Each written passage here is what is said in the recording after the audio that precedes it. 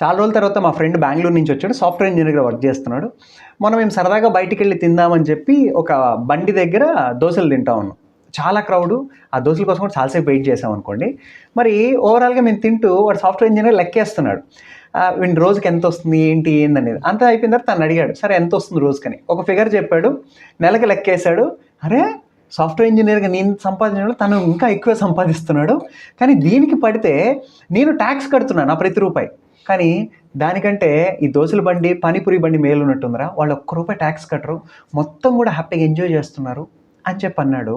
తను చెప్పిన తర్వాత నిజమే కదా అని నాకు అనిపించింది. ఇప్పుడు అది ఎంతవరకు కరెక్ట్ అనేది యాజ్ ఎ చార్టెడ్ అకౌంటెంట్గా మీరు చెప్పాలి. దీని ముందు ఒక చిన్న, మనం ఈ మధ్య ఎక్కువ రీల్స్ అనేవి షేర్ అవుతూ ఉన్నాయి. ఎస్. వాటిలో వచ్చి లైక్ వాళ్ళ ఫ్రెండ్ వచ్చి టీ షాప్లో పనిచేస్తూ ఉంటాడు. అవును. మీరు చెప్పిన పానీపూరి షాప్, టీ షాప్, వీడేమో సాఫ్ట్వేర్. నువ్వు రారా, నేను జాబ్ ఇప్పిస్తా, నీకు మంచి జీతం వస్తుంది అని. అవును. సరే నువ్వెంత సంపాదిస్తున్నావు అంటాడు ఆ panipuri shop, tea shop.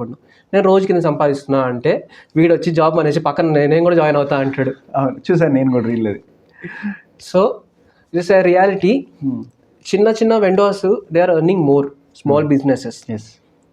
But వీళ్ళకి డిఫరెన్స్ ఏంటంటే ట్యాక్స్ పేయింగ్ అనేది లేదు, వీళ్ళకి అవగాహన లేదు. మెయిన్ ఏంటంటే మనకి అంతా ఏంటి, ఇన్కమ్ ప్రూఫ్ కోసం. అవును, ఇన్కమ్ ప్రూఫ్ ఉండాలి, సంపాదిస్తున్నావు ప్రూఫ్ కావాలి. ఇప్పుడు మీరు ట్యాక్స్ ఫైల్ చేయరు, మీకు ఎంత ఇన్కమ్ వస్తుందని మీరు ఎలా ప్రూవ్ చేస్తారు? అది నాకు ప్రూవ్ చేయకపోతే హ్యాపీ కదా, నా డబ్బులు నేను కట్టబడలేదు కదా. సరే, ఇప్పుడు కోవిడ్ తర్వాత మెడికల్ ఇన్సూరెన్స్లు, టర్మ్ ఇన్సూరెన్స్ల మీద అందరికీ మంచి అవగాహన వచ్చింది. అవును. ఇప్పుడు మీకు టర్మ్ ఇన్సూరెన్స్ కావాలి, ₹1,00,00,000 టర్మ్ ఇన్సూరెన్స్ కావాలి. వాడు ఏమడుగుతాడు, నాకు ఇన్కమ్ ట్యాక్స్ రిటర్న్ కావాలి అంటాడు. ఓకే. నువ్వు 5 lakhs పైన నీకు ఇన్కమ్ ఉంటేనే నేను టర్మ్ ఇన్సూరెన్స్ ₹1,00,00,000 ఇస్తా అంటాడు. ఓకే. 5 lakhs లోపల ఉన్నా ఇస్తాడు, బట్ నీకు ఇన్కమ్ ప్రూఫ్ ఇవ్వాలి. ఫస్ట్ ఏదైనా కూడా ఇన్కమ్ ప్రూఫ్ ఇవ్వాలి. అవును. లేదా వీసా ప్రాసెసింగ్స్ ఉన్నాయి, వేరే కంట్రీకి వీసా కావాలి, నువ్వు అక్కడికి వెళ్ళి తిరిగి రావేమని భయం ఉంటే, లేకపోతే అక్కడికి వెళ్ళి ఎలా ఖర్చు పెడతావు, నీకు ఎర్నింగ్ ఎక్కడి నుంచి వస్తుంది, అవును, వాటి ఎలా ప్రూవ్ చేస్తావు? ఇన్కమ్ ప్రూఫ్ కావాలి. ఓకే. నువ్వు బ్యాంక్ లోన్కి వెళ్ళాలి. అవును. లోన్ రీపేయింగ్ కెపాసిటీ ఉంటుంది. నేను పే చేస్తాను లోన్ నీకు అంటారు, నువ్వు ఎట్లా పే చేస్తావు?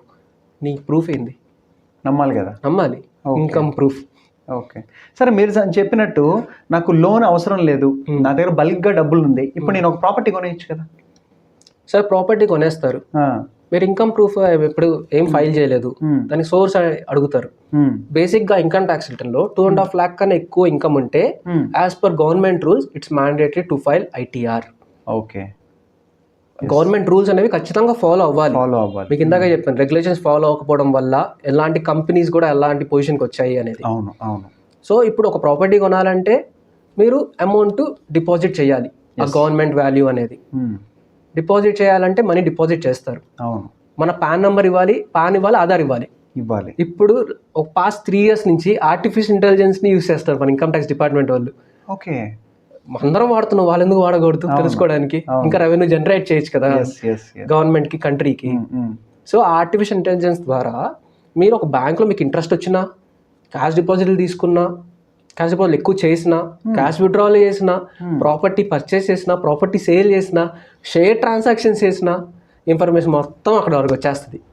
ఓకే. అంటే ఇన్కమ్ ట్యాక్స్ కట్టకుండా ఇవేమి చేసినా సరే వాళ్ళ దగ్గరికి వెళ్ళిపోద్ది. ఫస్ట్ ఇన్ఫర్మేషన్ వెళ్ళిపోతుంది, వెళ్ళిపోయిన తర్వాత ఇయర్లో మీరు ఇది చేశారని చెప్పి వెళ్ళిపోద్ది ఇన్ఫర్మేషన్. ఓకే.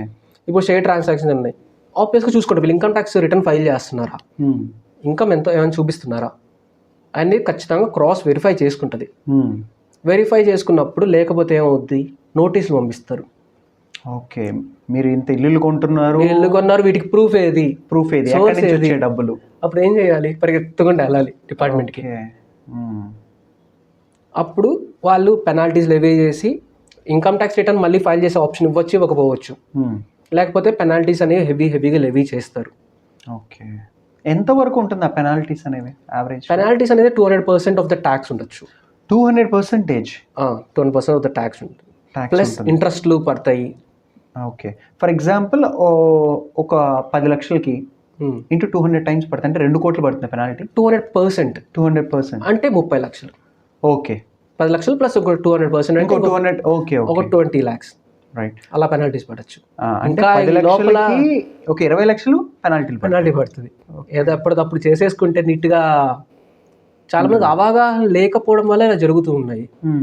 మనకేముందిలే అని. ఇలాంటి అవసరాలు ఉన్నప్పుడు ఇప్పుడు ఒక వెండోరే ఉన్నారు ఇలాగా చిన్న బండి, వాళ్ళ అబ్బాయిని మంచిగా ఫారెన్కి వెళ్ళి చదివించాలి, లేకపోతే నేను చదివించాలి, లోన్ తీసుకోవాలనుకుంటారు. వాటికి ఇల్లు డాక్యుమెంట్స్ పెట్టినా ఏం పెట్టినా కూడా సెక్యూరిటీ పెట్టినా షూరిటీ పెట్టినా ఇన్కమ్ ప్రూఫ్ అడుగుతారు కదా. అడుగుతారు. ఇన్కమ్ ప్రూఫ్ అంటే ఇంకా వాళ్ళ ఫ్యూచర్ కోసం, వాళ్ళ ఫ్యామిలీ కోసం అయినా కూడా వీళ్ళు చేసుకోవాలి కదా, అవసరం. అవును. చాలా మంది ఇది భయపడుతుంటారు. ఇప్పుడు మేము ఇన్కమ్ ట్యాక్స్ రిటర్న్ ఫైల్ చేస్తే మాకు రేషన్ కార్డు కట్ అయిపోద్దేమో అని. రేషన్ కార్డ్ అనేది ఎందుకంటే ఎక్కువ ఇన్కమ్ లేని వాళ్ళు, రోజు గడవదు, below poverty line or below middle class, అలాంటి వాళ్ళకి ఇస్తారు. వీళ్ళు ఒక్కసారి రిటర్న్ ఫైల్ చేసుకుంటే మీకు ఇన్కమ్ ఉన్నట్టు మీరు డిస్క్లోజ్ చేస్తున్నట్టే. ఓకే. ఆ ఇన్ఫర్మేషన్ గవర్నమెంట్కి వెళ్ళిపోద్ది కదా. అంతే కదా. ఆబ్వియస్గా కట్ చేస్తారు. సో ఇంకా అది వాళ్ళ ఓన్ విల్కే వదిలేయాలి, మీకు ఇది ముఖ్యమా అది ముఖ్యమా అనేది. ఓకే.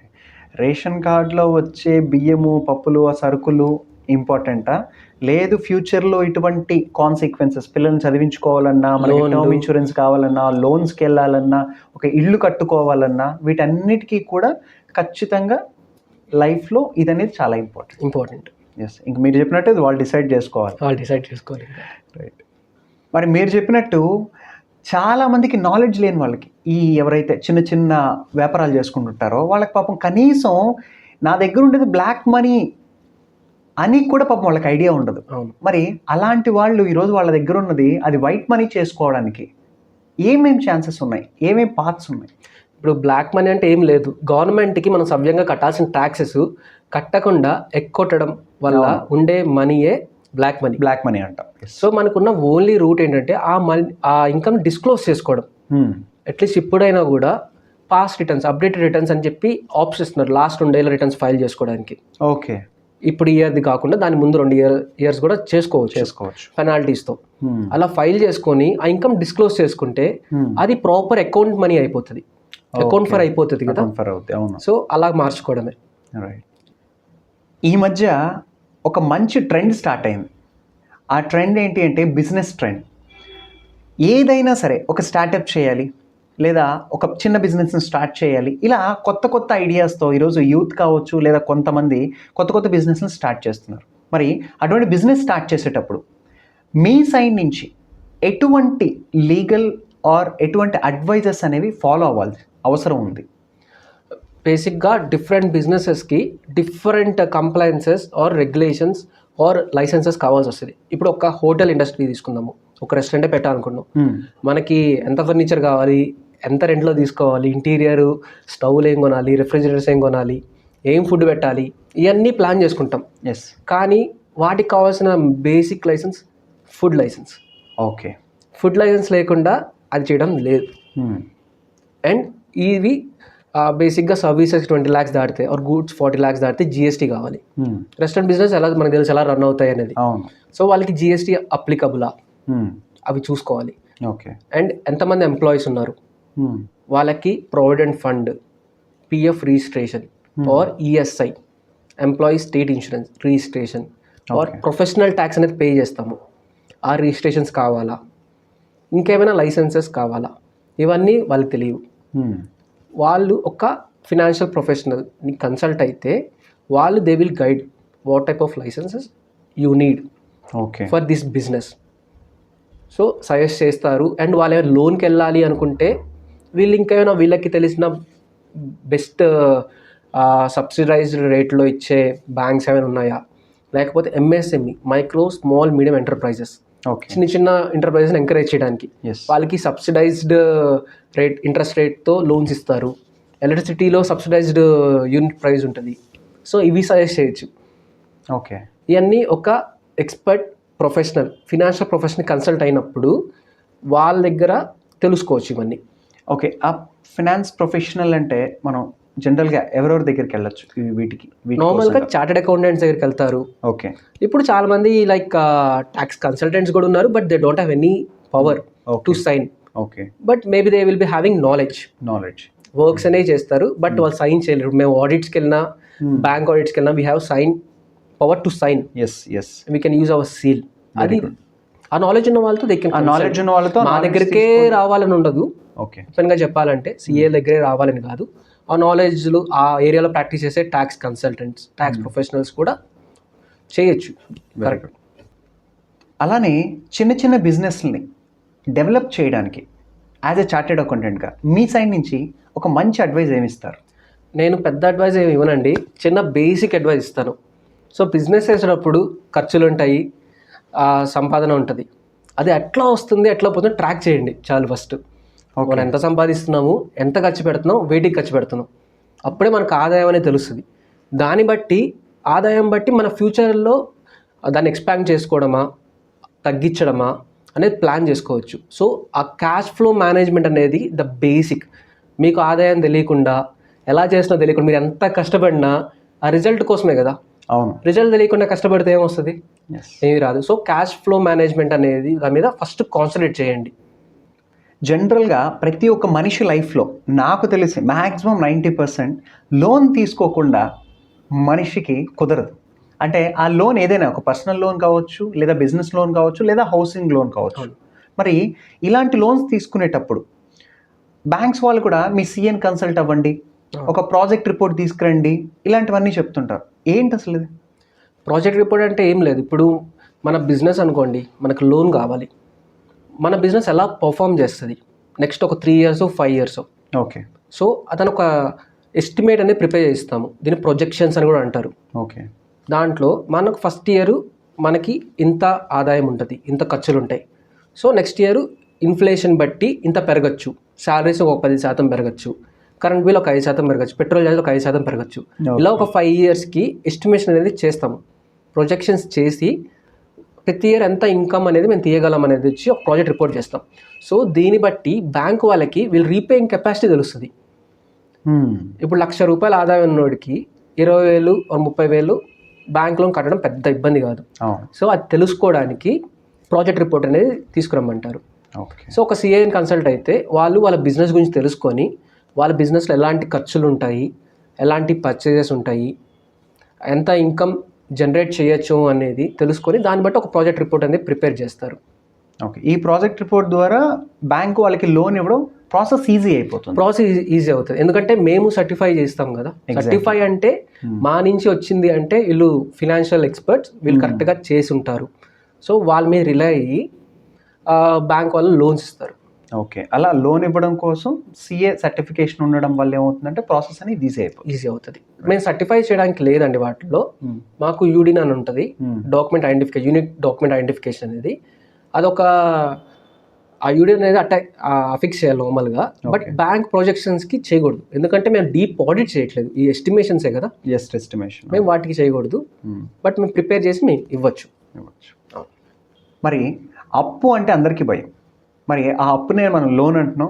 ఈ లోన్లో కూడా చాలా రిస్క్ ఫ్యాక్టర్స్ ఉంటాయి, రైట్? అంటే మనం ఎంత అప్పు తీసుకోవాలి, ఎలా తీసుకోవాలి, లేకపోతే మనం కట్టగలుగుతామా లేదా, ఇలాంటివి ఏవి కూడా క్యాలిక్యులేట్ చేసుకొని చాలామంది గుడ్డిగా తీసుకుంటారు. మరి దానికి మీ సైడ్ నుంచి మీరు ఎలా హెల్ప్ చేయగలుగుతారు మామూలుగా, ఒకవేళ మీ క్లయింట్కి అనుకోండి? ఇప్పుడు ఒకప్పుడు అప్పు చాలా చెడ్డది అంటారు, కానీ ఇప్పుడు ఏ బిజినెస్ స్టార్ట్ చేయాలన్నా, ఏ స్టార్టప్ స్టార్ట్ చేయాలన్నా కావాల్సింది ఫండింగ్. ఫండింగ్ కోసం ఎక్కడికి వెళ్తారు? బ్యాంకులకి వెళ్ళాలి. వేరే ఫండ్ ఇచ్చే వాళ్ళు ఉంటారు, బట్ చాలా కష్టం. ఇప్పుడు మీరు షార్క్ ట్యాంక్ అని మీరు వినే ఉంటారు. షార్క్ ట్యాంక్ అనేది ఎందుకు? ప్రతి ఒక్కరు వాళ్ళ ప్రోడక్ట్ తీసుకొచ్చి అక్కడున్న ఆంటర్‌ప్రెన్యూర్స్ని ఇంప్రెస్ చేయాలనుకుంటారు. So that they will make funding in it. Funding కోసం పడే కష్టాలు ఇవన్నీ. లోన్ తీసుకోవడం తప్పు కాదు, బట్ ప్రతి లోన్కి మామూలుగా మీరు తీసుకునేప్పుడు క్యాలిక్యులేటెడ్ రిస్క్ అని ఉంటుంది. ఇప్పుడు నేను ఒక 50,000 ఎర్న్ చేస్తా, నేను 10,000 కట్టగలను. ఓకే. లోన్ తీసుకొని. అదే నేను 40,000 కట్టే లోన్ తీసుకుంటే కష్టం అయిపోతుంది, రిస్క్ ఎక్కువ కదా. అవును. క్యాలిక్యులేటెడ్ రిస్క్ అనేది మైండ్లో పెట్టుకొని దాన్ని బట్టి ఆ లోన్ టర్మ్ అనేది అండ్ లోన్ అమౌంట్ అనేది తీసుకోవాలి. ఓకే. దానివల్ల మనకి కొంచెం సేఫ్ గార్డ్ అవుతుంది. మన కెపాసిటీకి మించిన అప్పు తల మీద వేసుకోవడం కూడా తప్పే కదా. ఓకే. సో అలాగా. సో క్యాలిక్యులేటెడ్ రిస్క్ ఉన్నప్పుడు, ఆ మైండ్ సెట్లో ఉన్నప్పుడు మనం లోన్ తీసుకోవడం తప్పు కాదు. ఇష్టం వచ్చినట్టు లోన్కి అయితే వెళ్ళకండి. ఫ్యూచర్ అనేది మనకు తెలియదు ఎలా ఉంటుంది అనేది. మరి మీ ప్రొఫెషన్ చార్టెడ్ అకౌంటెన్సీలో ఒక మంచి చేంజ్ తీసుకురావాలనుకుంటే మీరు ఏం తీసుకురావాలనుకుంటారు? అభిగా ఒక క్వశ్చన్ మీకు, మీరు ఒక 15-20 ఇయర్స్ బ్యాక్ మనకి ఏ మొబైల్స్ ఉండేవి? చిన్నవి ఉండేవి, బేసిక్ హ్యాండ్సెట్స్ ఉండేవి. అవునవును. సో మీరు వాటిలో ఏం చేయగలరు నార్మల్గా? కాల్ చేయడం లేదా మెసేజ్ చేయగలం. అవును. మీకు ఏమైనా ఇన్ఫర్మేషన్ కావాలి, ఏం చేస్తారు? ఎవరైనా మీకు ఇన్ఫర్మేషన్ ఇచ్చేయాలి, ఏం చేస్తారు? ఏం చేస్తాం, వాళ్ళ దగ్గరికి వెళ్ళి ఇన్ఫర్మేషన్ తెచ్చుకుంటాం. ఇప్పుడు ఏదైనా ఇన్ఫర్మేషన్ కావాలంటే మనం తెచ్చుకో, మొబైల్లో పంపించమంటాం, లైక్ వాట్సాప్లో పంపించమంటాం. అదే answer, technology. Okay. So technology అనేది ఇంప్లిమెంట్ చేయాలి. టెక్నాలజీ ఇంప్లిమెంటేషన్ అనేది బ్యాడ్ కాదు. 10 మంది కలిసి 10 రోజులు చేసే పని ఒక్కరే 2 రోజులు చేసేయచ్చు టెక్నాలజీ ఇంప్లిమెంటేషన్ వల్ల. దీనివల్ల క్వాలిటీ ఆఫ్ వర్క్ పెరుగుద్ది, మనం చేసే వర్క్ ఎక్కువ చేయగలం, ఎక్కువ మేనేజ్ చేయగలం, అండ్ మన క్లయింట్లకి ఆ ఇబ్బంది అనేది ఉండదు, రావడము వెళ్ళడం అనేది. స్ప్లిట్ సెకండ్స్లో మనకి ఇన్ఫర్మేషన్ అనేది వచ్చేస్తుంది, వాట్సాప్లో వస్తుంది, మన ఫోన్లో మెయిల్ ఉంది. ఒకప్పుడు ఈమెయిల్ అంటే ఇంటర్నెట్ షాప్కి వెళ్ళి వాడి దగ్గర ఆ సిస్టమ్ కోసం వెయిట్ చేసి అదే ఒక గంటకో అరగంటకో డబ్బులు పే చేసి తీసుకొని ఇన్ని ప్రాసెస్ ఉన్నాయి. ఇప్పుడు అంతా మన హ్యాండ్స్లోనే ఉన్నాయి. సో టెక్నాలజీ ఇంప్లిమెంటేషన్ అనేది మెయిన్. దీనివల్ల ప్రాసెసెస్ అన్నీ ఫాస్ట్ అవుతాయి, టెక్నాలజీ ఓరియంటెడ్ అవుతుంది, మన క్వాలిటీ ఆఫ్ వర్క్ అనేది పెరుగుతుంది. అండ్ ఈవెన్ మన దాంట్లో ఇప్పుడు AI, ఆర్టిఫిషియల్ ఇంటెలిజెన్స్ అనేది ఇంప్లిమెంట్ చేస్తున్నారు. మనం ఒక చిన్న ఇన్స్ట్రక్షన్ ఇస్తే నాకు ఇది కావాలని అంతా అది చేసి పెట్టేస్తుంది, A to Z మనకి ఏం కావాలో అవును అంతా చేసి పెట్టేస్తుంది.